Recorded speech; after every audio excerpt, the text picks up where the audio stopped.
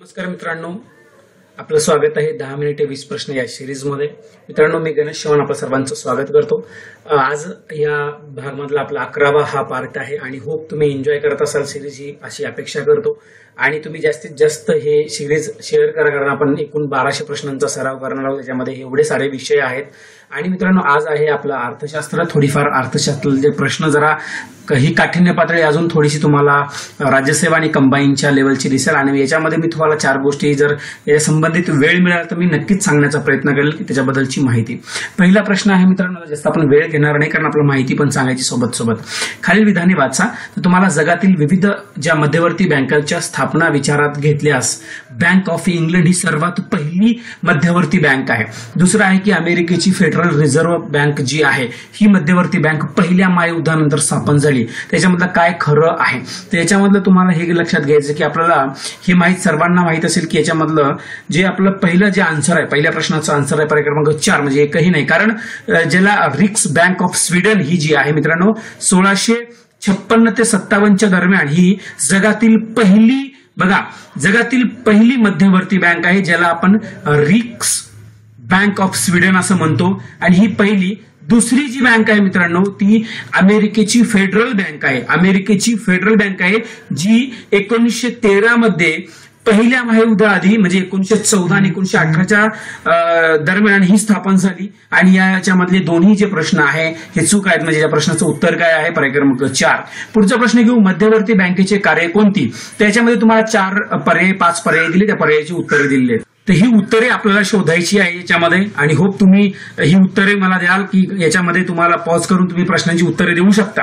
मित्रांनो, मध्यवर्ती बँकेचं कार्य कोणतं. चलन नियमन करणं, किमती स्थिर राखणे, बँकांना संकटकालीन मदत करणे, अर्थव्यवस्था रोजगारक्षम बनवणे, राजकोषीय स्थिरता राखणे.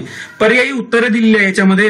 राजकोषीय स्थिरता अथवा धोरण ही संकल्पना सरकारची संबंधित आहे. मध्यवर्ती बँक जी आहे ती बँकेचा काहीही संबंध येत नाही. आपलं हे साधं सोपं उदाहरण माहिती आहे, मॉनिटरी पॉलिसी. त्याच्यानंतर या शिफारशीनुसार जे तुम्ही बघितलं तर तुम्हाला हे मध्यवर्ती बँकाची काहीही संबंध नाही. जे उर्वरित कार्य आहे मध्यवर्ती बँकेचे आपल्याला बघायला मिळतात. म्हणजे या प्रश्नाचं उत्तर पर्याय क्रमांक तुम्हाला अ, ब, क आणि ड हे ते ई याच्यामध्ये येत नाही. म्हणून आपलं पर्याय क्रमांक कोणता आहे तर ते म्हणजे पर्याय क्रमांक 3 आहे. पुढचा प्रश्न घेऊ.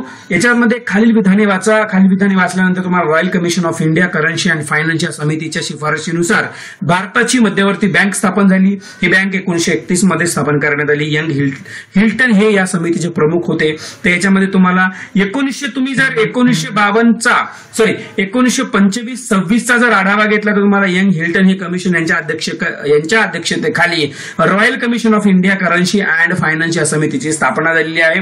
आणि याची शिफारशीनुसार 1935 मध्ये रिझर्व्ह बँक ऑफ इंडियाची स्थापना झाली. तर या प्रश्नाचं उत्तर पर्याय क्रमांक 3 हे आहे मित्रांनो, अ व क आहे. पुढचा प्रश्न घेऊ. पुढचा प्रश्न आहे खालील विधाने विचारात घ्यायचे. तर या प्रश्नाचं उत्तर काय आहे.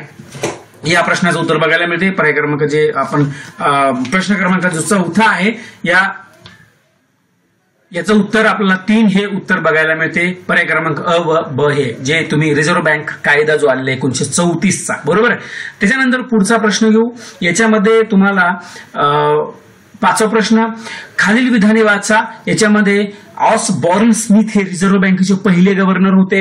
आता हे पहिले गव्हर्नर जे तुम्हाला इथे बघितलं तर तुम्ही याचा जर बघितलं तुम्हाला 1935 मध्ये हे अगदी बरोबर आहे. त्याच्यानंतर स्वतंत्र भारताचे जे रिझर्व्ह बँकेचे पहिले गव्हर्नर आपला सी.डी. देशमुख हे सुद्धा माहिती आहे. मग विधाने इथे काय खरे असे विचारलं गेलं तर मित्रांनो अ आणि ब हे काय, कारण प्रजासत्ताक भारताचे रिझर्व्ह बँकेचे पहिले गव्हर्नर एच.व्ही.आर. अय्यंगार हे नव्हते. याच्यामध्ये तुम्हाला हे गव्हर्नर कोण होते ते म्हणजे बेनेगल रामाराव. ठीक आहे, हे या प्रश्नाचं उत्तर आहे. आणि बेनेगल रामाराव, तुमच्यासाठी माझा पहिला प्रश्न आहे. बेनेगल रामाराव यांचा कार्यकाळ याच्यामध्ये या आपल्या जे सॉरी, स्वातंत्र्य भेटल्यानंतर जेव्हा हे गव्हर्नर झाले, या गव्हर्नर रिझर्व्ह बँकेचे म्हणजे प्रजासत्ताक भारताचे रिझर्व्ह बँकेचे पहिले गव्हर्नर म्हणून यांची नेमणूक झाली. पण याचा कार्यकाळ तुम्हाला कमेंट सेक्शन मध्ये सांगायचा. तुमच्यासाठी पहिला प्रश्न. पुढचा प्रश्न घेऊ. खालील विधाने वाचायची. ही म्हणजे रिझर्व्ह बँक जी आहे त्या रिझर्व्ह बँकेच्या संदर्भातील हे प्रश्न आहे मित्रांनो. या प्रश्नाचं उत्तर पर्याय क्रमांक 1 या फक्त याचं उत्तर आहे. पुढचा प्रश्न घेऊ. याच्यामध्ये 1934च्या कायद्यान्वये भारतात जे स्थापन झालेली जी रिझर्व्ह बँक ही जे राज्य संघ राज्य आहे फेडरल स्वरूपाची, ती मध्यवर्ती बँक होती. कारण या कारणामध्ये तुम्हाला फक्त बघायला मिळते पर्याय क्रमांक 4 म्हणजेच अ क ड ही या बँकेची या कारणे होती. ठीक आहे. पुढचा प्रश्न घेऊ. पुढचा प्रश्न आहे रिझर्व्ह बँकेच्या मध्यवर्ती संचालक मंडळात सेंट्रल बोर्ड ऑफ डायरेक्टर बद्दल खालील विधानांचा विचार करायचा आहे. तो विधाने वाचा. तुम्ही लक्षात घ्या ही विधाने काय सांगतात. तर या प्रश्नाचं उत्तर आहे पर्याय क्रमांक 1 फक्त ब ही खरे आहे, बाकी नाही. चला पुढचा घेऊ. पुढचा सांगते की डॉक्टर उर्जित पटेल यांच्या बाबत खालील विधाने विचारात घ्यायची. तर उर्जित पटेलच्या बाबत पर्याय क्रमांक 3 आपलं अ व क हे उत्तर बरोबर आहे. पुढचा प्रश्न घेऊ. श्री NS विश्वनाथन यांच्या बाबत खालील विधाने वाचा. तर विश्वनाथन यांच्या बाबत जे विधान आहे ते पर्याय क्रमांक 2 अ व ब हे आहे. पुढचा प्रश्न घ्या. तर रिझर्व्ह बँकेचे डेप्युटी गव्हर्नर श्री S मुद्रा यांचा कार्यकाळ जुलै 2017 मध्ये संपला. तर यांचा कार्यकाळ जो संपलेला तर पर्याय क्रमांक 2 ब व क हे याचं उत्तर आहे. पुढचा प्रश्न घ्या. वित्तीय पर्यवेक्षक मंडळ ज्याला आपण बोर्ड ऑफ फायनान्शियल सुपरविजन असं म्हणतो त्याबद्दलचं तुम्हाला विधान ओळखायचं आहे. तर याबद्दलचं विधान मित्रांनो पर्याय क्रमांक 4 म्हणजे वरील सर्व ही विधान बरोबर आहेत. अ ब क ड ही विधानं बरोबर आहेत. पुढचा प्रश्न घेऊ. रिझर्व्ह बँकेच्या उपसंस्था ज्याला सबसिडरीज असं म्हणून ओळखल्या जातात ते खालीपैकी कोणते आहेत. तर हे कोणते आहेत सबसिडरीज. तर मित्रांनो त्या म्हणजे पर्याय क्रमांक 2 अ क ड ह्या सबसिडरीज आहेत. ठीक आहे. हे एक लक्षात घ्या या सबसिडरीज ज्याच्यामध्ये तुम्हाला इथे दाखवलेलं आहे. त्याच्यानंतर पुढे जाऊ आपण. पुढचा प्रश्न घेऊ. इथे दाखवलं तुम्हाला मौद्रिक धोरण समिती ज्याला MPC मॉनिटरी पॉलिसी कमिटी स्थापन करण्याची शिफारस खालीलपैकी कोणी केली हा इथे विचारलेला गेलेला आहे. तर पर्याय क्रमांक 1 ज्याच्यामध्ये M नरसिंह समिती 1991 ची आहे. पुढचा प्रश्न घ्या. पुढच्या प्रश्नामध्ये मौद्रिक धोरण समितीबाबत खालील विधाने वाचा.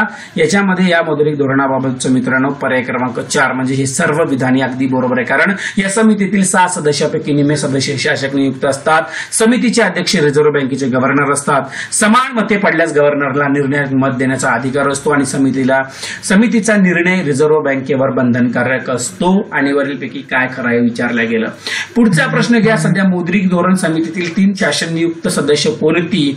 तर ती सदस्य कोणती आहे सध्या ती ओळखायची. तर याच्यामध्ये आपला पर्याय क्रमांक 2 म्हणजेच काय तर ते म्हणजे क चेतन घाटे, त्याच्यानंतर ड HN सिन्नर आणि फ ते म्हणजे पामी दुवा. पुढचा प्रश्न घ्या. पुढचा प्रश्न आहे बँक बोर्ड ब्युरो स्थापन करण्याची शिफारस कोणी केली. तर मित्रांनो ही शिफारस कोणी केलेली आहे तर याच्यामध्ये तुम्हाला लक्षात येईल डॉक्टर उर्जित पटेल यांनी ही शिफारस केलेली आहे. पुढचा प्रश्न घेऊ.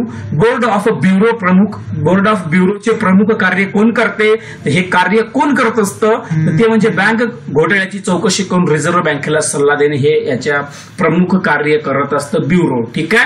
आता तुमच्यासाठी जे तुमचा आता कॉल आहे आणि हा टास्क तुम्हाला देतोय 19वा हा प्रश्न. तुम्ही मला याच्या अगोदर एक प्रश्न विचारला गेला होता तो एक आणि हे 2 प्रश्न असे एकूण तुम्हाला 3 प्रश्न द्यायचे आणि मी अपेक्षा करतो तुम्ही रोजच्या प्रमाणे याही प्रश्नाचं उत्तर द्याल. मित्रांनो याच्यामध्ये सध्या डॅश हे बँक बोर्ड ब्युरोचे अध्यक्ष आहेत कोण आहे तुम्हाला याच्यापैकी सांगायचं आहे. आणि 20वा प्रश्न हा तुमच्या समोर आहे. 2017-18 अर्थसंकल्पामध्ये देणी व निरसन नियमन व पर्यवेक्षण मंडळ जे आहे त्याऐवजी देणी नियामक मंडळाची स्थापना जी आहे करण्याची घोषणा करण्यात आली आहे. आणि यामागील कारण काय म्हणजे ती ओळखायची. तुम्हाला 19 आणि 20 या प्रश्नाची उत्तर तुम्हाला द्यायची आहे. मी तुमच्या प्रश्नाची जी दिलेली आहे त्याची उत्तराची अपेक्षा करतो. आणि मित्रांनो तुम्ही जर तुमच्या या सपोर्टमुळे नक्कीच आपली ही सिरीज कंटिन्यू करत आहोत आपण. पण अपेक्षा आहे की तुम्ही जास्तीत जास्त या व्हिडिओला लाईक करत चला, शेअर करत चला. बस एवढी एक माफक इच्छा आहे की तुम्ही सर्वात जास्तीत जास्त या व्हिडिओला लाईक करा. तुम्हाला जर आवडत असेल तर नक्कीच लाईक करायला काही हरकत नाही. कारण आम्हालाही एनर्जी येते की तुमच्यासाठी हे 10 मिनिटाची सिरीज आपण 1200 प्रश्न घ्यायचे आपल्याला. ठीक आहे. चला तर तुम्ही जर अनअकॅडमीवर येण्याचे इच्छुक असाल तर मित्रांनो तुम्ही माझ्यासोबत जॉईन करू शकता.